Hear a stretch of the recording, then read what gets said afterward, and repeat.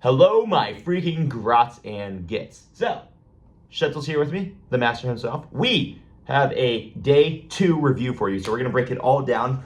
There were some crazy things that happened today. There's a lot of lessons that were learned, things that you guys can take away for your own matches so that you can do better in your games too.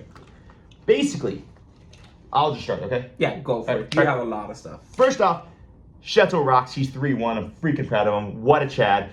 Let's rally behind him because he's going to definitely get us a little best in faction on Admech. Yeah. Siegler, we love you, but eat your heart out because Shetzel's coming for you, baby. All right. Me, I am currently 2-2. So I had a really bad experience today. It was, we'll talk about that in a moment. So my very first round, my opponent actually didn't show up, which was tough for him. I think he just thought the match started a little later than it was. So what the organizers did is they paired me with another person whose opponent also did not show up.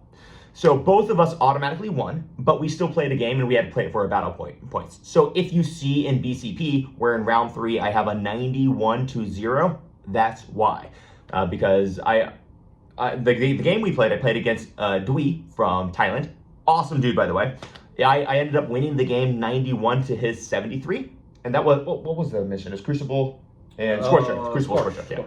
So it was actually a really good game. He was rocking the sorcerers with the death shrouds, and dude, those are hard to deal with. So toxic. Those are actually hard to deal with, man. -1 to wound, -1 damage in melee. They were actually a big issue, but so we took the win, although we both got a win there.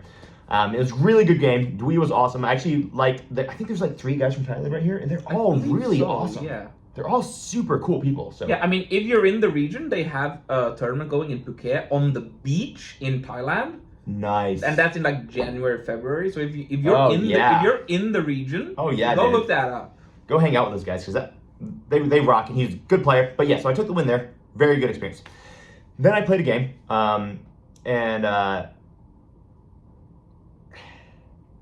it was a very frustrating experience. I'm going to basically just kind of like tone down what happened here because I'm not entirely sure how to phrase it. So there were things I could have done better in this match. First off, I would have lost this match more or less no matter what would have happened, okay? The guy had 30 points with secondaries in round 3. He had perfect secondary draws. It is what it is, right? I was probably going to lose the game.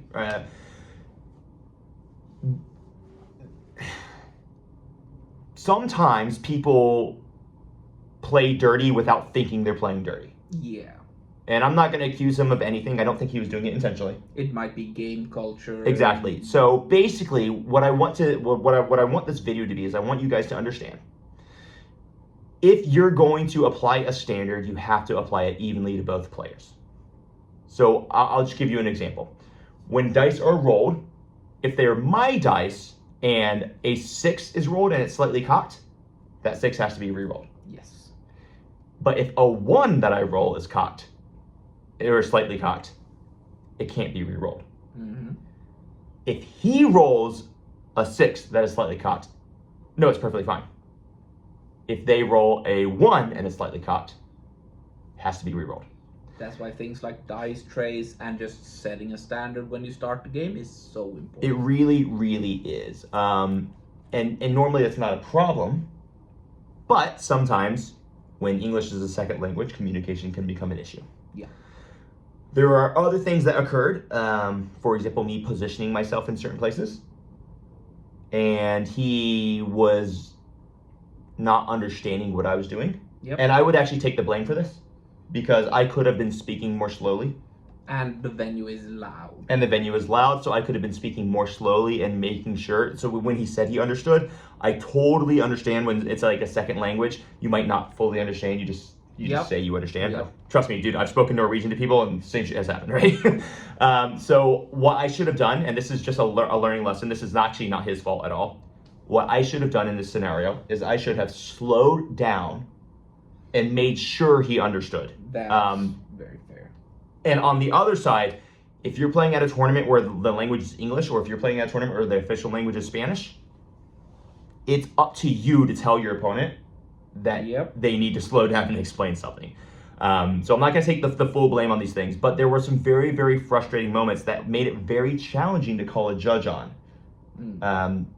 Because it's like, it was too iffy. Yep. To be very clear, I was going to lose this match no matter what, simply because of the way the secondaries were drawn. Okay, maybe not exactly, but close enough to that. There's no. You no were on the agony. back foot. Anyway, Exactly. right? Yeah. So the reality is what I've learned today is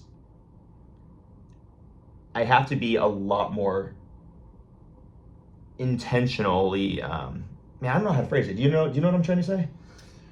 You have to be more succinct, and like you have to properly make sure that your opponent actually understands. Like you have to be very clear. Like, I am going to do this. Yep. Do you fully understand the implications of this, right? Yep. And then it's like, yes. And then we're like, yeah, I understand. And then it's like, okay, so you agree that, like, just do it like twice, maybe use different phrasings, right? Because if you phrase things one way, maybe that's interpreted a different way. Then if you would like rephrase it in a different tone or manner. Right? So basically what I want to explain, what I'm trying to say right now is that if you're playing an opponent who is not speaking the same language as you as fluently as you, because I like to take away things that I could have done different, not that my opponent could have done different, right? Then it is a good idea to just take extra time. Yep. Just take the extra time, even though especially you really because it shouldn't is have to. 4-hour rounds. They are 4-hour rounds. It's a very good idea just to take the extra time to make sure that they 100% understand. So even though they say they understand, they might not understand, and that's going to cause an argument later. It was not a good experience. I did not enjoy the game. I enjoyed the person. They were a nice person. Yep. We had a good conversation afterwards. But it was very, very frustrating. And I know there's been experiences with other people as well. So if you're playing someone like this, I think it's just very implicit on you to be as explicit with everything that you possibly can. Yep. And then sometimes it's frustrating because you just can't call a judge. Yeah. It is what it is. So I'm 2-2. But I'm happy because I'm going to go rock on for the rest of the week. Mr. Sheffield. Yeah. On the contrary, I had two very lovely games. Yep. My opponents were both champs. And I lost my first round, which is very typical for me, I tend to find. I feel like morning games on day 2 are typically when I am at my worst performance. And that's one of the big lessons of like tournaments in general, is that your physical condition and the extra game, like the external things around the games, are almost as important, if not more, than otherwise. Because we have one Norwegian with us. He is feeling like really shit because he had like a cold coming in. He hasn't been adapting well to the jet lag and stuff like that, and that really matters for these things. Physical condition. So I lost by a little bit. The scores are not reflective of how close it was, because I would have won turn 1, I could have won turn 3, but what could you have done differently in it? So turn 1, it was a precision issue with my deployment. With his, so it's a deployment issue. Yes. Okay. Because I could have had a lane up here, or a lane down here. A firing lane. Yeah. If I deployed properly. And if I had done so, I would have killed the Silent King turn 1 and gotten 10 primary points. Instead, it was a secondary points, and instead it was a dead drop. Right. Turn 3, I probably should have prioritized more and properly identified that the Praetorians were what was gonna win me the game in the later 2 rounds and allow me to start burning objectives. Because they ended up living on 2 models and resurrecting 3. Yeah. I think we're going to do a review of that list as well later on. Because that list... It's actually a sick-ass Necron list you guys haven't seen before. Like, so that we'll talk about like, go look that up. Yeah. We'll actually do a dedicated video on that. Yeah. Final opponent, I've played a lot of Orcs. Real fast before we move on. Would it be fair to say that the thing that we can take away from your first round that you lost is dead drops only exist because you mess it up. Yeah, exactly. Right. Dead drops, like, it was assassinated and marked. Assassinate and marked for death. Those are bad turn 1, but I could have gotten them both. He would have scored them had he been deployed 1 inch to the side, which he should have anticipated. Yes, right? sir. So it wasn't the fact that there were 2 cards that he couldn't score. Yep. He didn't score them because he deployed wrong. Exactly. Like, that's the key. And, like, I could have rolled a 2 on the advance and it would have worked.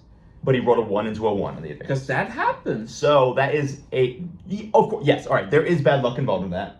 But yeah, but like you prepare for the eventuality. you prepare for the worst case. Yes, So right. had he just deployed 1 inch more intelligently, he'd have been fine. Yep. So that's the takeaway we're going to take from that. Yep. Cool. Second game. Second game, very weird, but super fun. Nice. Absolutely kick-ass opponent. Yep. I play a lot of Orcs, right? Yep. Yeah, add back into Orcs. I play you a lot. I play Coops a lot. I've played Richard a lot. And specifically what I did this game was even better than the one time I played Richard on exactly this map. Yep. And exactly this mission. Oh, okay. So you prep for so this. because I didn't coincidentally Yeah, me and Richard had a coincidentally. game on it, right? And this guy sort of like deployed in a way that ensured that I had a firing line all the way down layout 2. Layout 2. GW2. Yep. So the objectives on Tipping Point are in just like a diagonal. Yep. And I had a firing line. I sat in Protector all game, just anticipating the wall. Because it's -1 to hit when you're in Protector. And he walled turn 4. A Wah turn 4. Dang. And he flunked. Yep. If he had made it, it would have been a lot closer. I probably could have lost. Well, how far did you win by? I won by 23 points. Nice. And I don't think I would have had enough time if he made the correct charges. Because he rolled like 6 on the advance on like everything. Yep. And in the end, I just clawed my way out. He was pretty good at saving his battle wagons. And that's one thing people don't realize about battle wagons is that you can flunk when shooting at them. Oh yeah. Like They ignore AP2 basically. Yep. I really wanted my arc rifles to do dev wounds on him, but they just didn't show up. And then it lived on 3, and then it lived on 3 for another turn. As Battle well. wagons are good models. They're much better than kill rigs. Kill rigs suck. By the way, I'm doing a debate with Watt Tactics. I actually really enjoy that guy, but he thinks kill rigs are good and he's wrong. So we're gonna do a debate on the 30th. So tune in for that. Yep. And so like, okay, I didn't make it out of the pod. I can still be best admech. I think Yep. you can still. I either go like have a chance to become 9th or 5th. I don't remember if it's quarterfinals or semifinals. That's like the cutoff Yep. protected positions. So basically, the big takeaways for today. Yeah. Because we're gonna wrap this up because we want these videos to be a little shorter. The big takeaways for today is, for me, you have to be more explicit with the communication. Yep. You cannot afford to not be 100% clear on literally everything that you're doing. Yep. For you, Better extra game routines. in deployment, right? Yeah, but like be better, like because I think if I was a little bit more alert and awakened, Yeah, like had we gone to bed maybe an hour earlier, had we maybe just had an Yeah. extra coffee or something in the maybe morning. if I'd had a coffee in the morning. Yeah, right, totally. Yep. Cool. And with that, guys, I think we're gonna end it. This went a little bit longer than we expected, but we love you and we appreciate you. Shethel, you're a rock star. Let's kick some ass. We'll catch up with you guys tomorrow. Happy crafting. Bye.